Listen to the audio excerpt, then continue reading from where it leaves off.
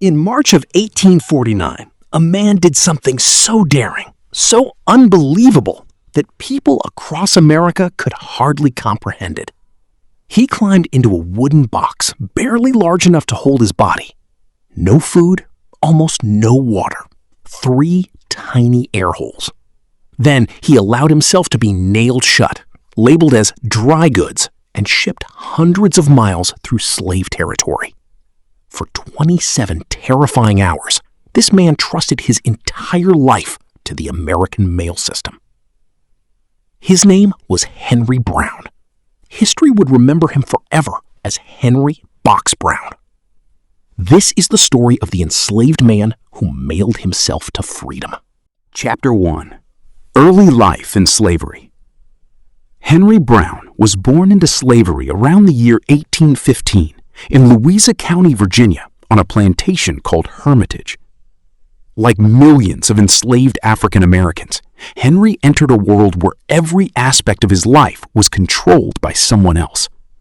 He later wrote that as a child, slaveholders appeared almost godlike to enslaved people because they possessed total power over their lives. But Henry's mother gave him something slavery could never fully destroy: faith.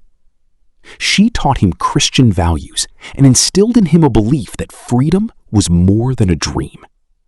At the age of 15, Henry was sent to Richmond, Virginia, where he worked in a tobacco factory. Richmond was one of the busiest slave trading cities in America. Every day, enslaved families were bought, sold, and separated forever. Despite the brutality around him, Henry found moments of happiness. He married an enslaved woman named Nancy. Together, they built a family and had children. For a brief time, Henry believed he might somehow protect the people he loved.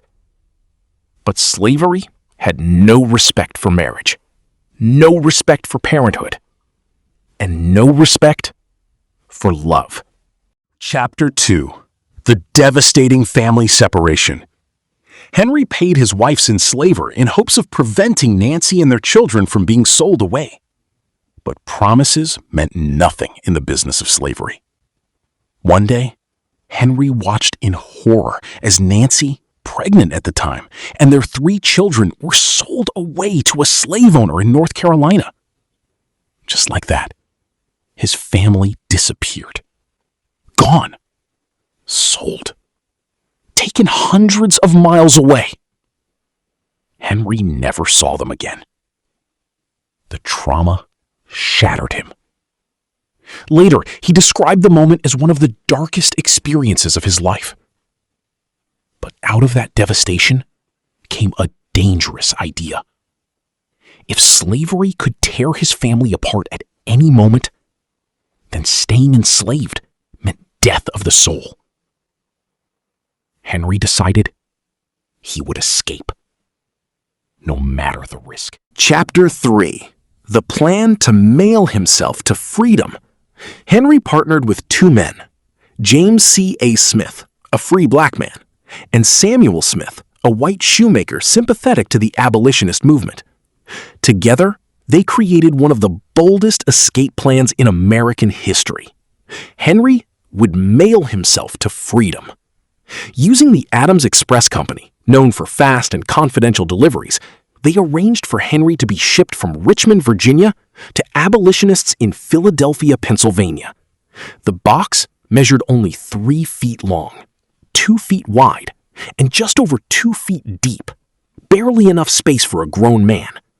Inside, the crate was lined with rough cloth. Henry carried only a few biscuits and a small amount of water. 3 tiny holes provided air. That was all. The cost of the escape was $86, more than half of Henry's savings. Henry burned his own hand with sulfuric acid so he could miss work. Then, on March 29th, 1849, he climbed into the box. The lid was nailed shut, and the journey began. For the next 27 hours, Henry endured a nightmare. His crate traveled by wagon, railroad, steamboat, ferry, and delivery cart. Despite warnings printed on the box saying this side up, handlers often flipped the crate upside down. At one point, Henry was left hanging on his head for nearly an hour. Blood rushed violently into his eyes. He later believed he might die before reaching freedom. But he stayed silent. One sound, one movement could expose everything. And if discovered, the punishment would likely have been fatal. Chapter 4.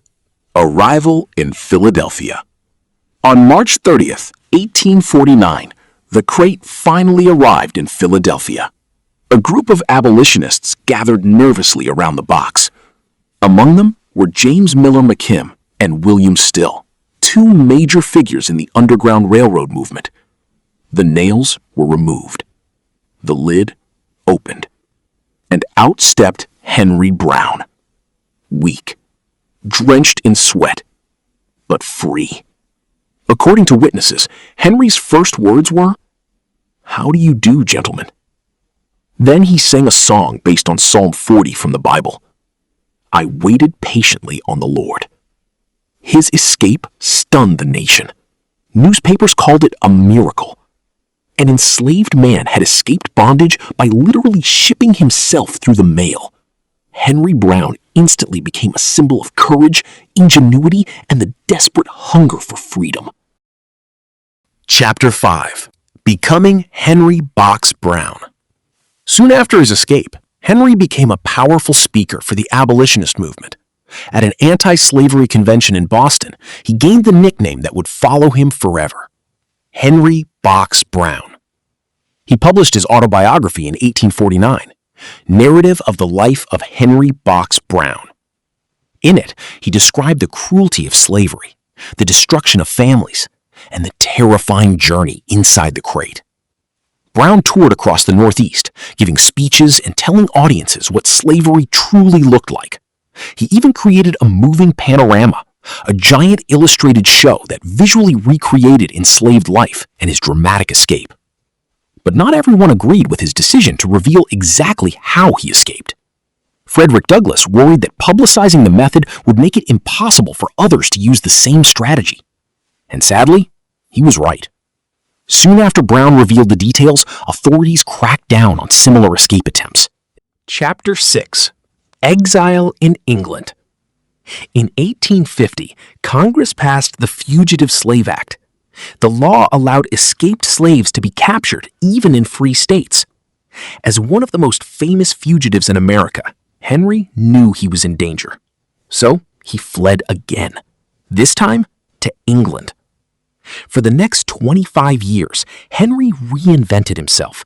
He toured Britain, performing his anti-slavery panorama before large audiences. Later, he became an entertainer and magician. Using names like Professor H. Box Brown and the African Prince, he performed illusions, mesmerism, and stage acts. In England, Henry married a woman named Jane Floyd and started a new family. For the first time in his life, he experienced a degree of safety and independence unimaginable during slavery. But the pain of losing Nancy and his children never truly disappeared. Chapter 7. Return to North America and Final Years. In 1875, Henry returned to the United States with his English family. He continued performing as a magician, speaker, and entertainer. Eventually, he settled in Toronto, Canada. Even in old age, Henry continued appearing on stage. Newspaper accounts suggest he may have performed well into the 1890s. After surviving slavery, separation from his family, and one of the most dangerous escape attempts in American history, Henry Box Brown died in Toronto on June 15, 1897. He was buried in Toronto Necropolis Cemetery. Today, many people pass by his grave without realizing the extraordinary story attached to his name. Chapter 8. Legacy. Henry Box Brown's story sounds almost impossible. A man shipping himself in a crate to escape slavery feels more like legend than history. But it happened. His escape exposed both the brutality of slavery and the incredible lengths people would go to reclaim their humanity. Henry Box Brown refused to accept that his life belonged to someone else, and in doing so, he transformed himself from property into a symbol of resistance. His story reminds us that freedom has often demanded unimaginable courage, and sometimes history's greatest acts of rebellion begin inside the smallest spaces. Coming next on the Hidden Black Legacy Project, Henry Box Brown risked everything to mail himself to freedom. But another black pioneer helped millions experience freedom in a different way. Imagine living in darkness, unable to see your family, unable to read, unable to witness a sunrise. Then, one woman changed everything. Born during segregation, Dr. Patricia Bath became a physician, inventor, and visionary whose groundbreaking work helped restore sight around the world. Next time on the Hidden Black Legacy Project, Dr. Patricia Bath, the woman who helped the world see again. Like, comment, subscribe, and ring the bell as we continue bringing hidden history to light.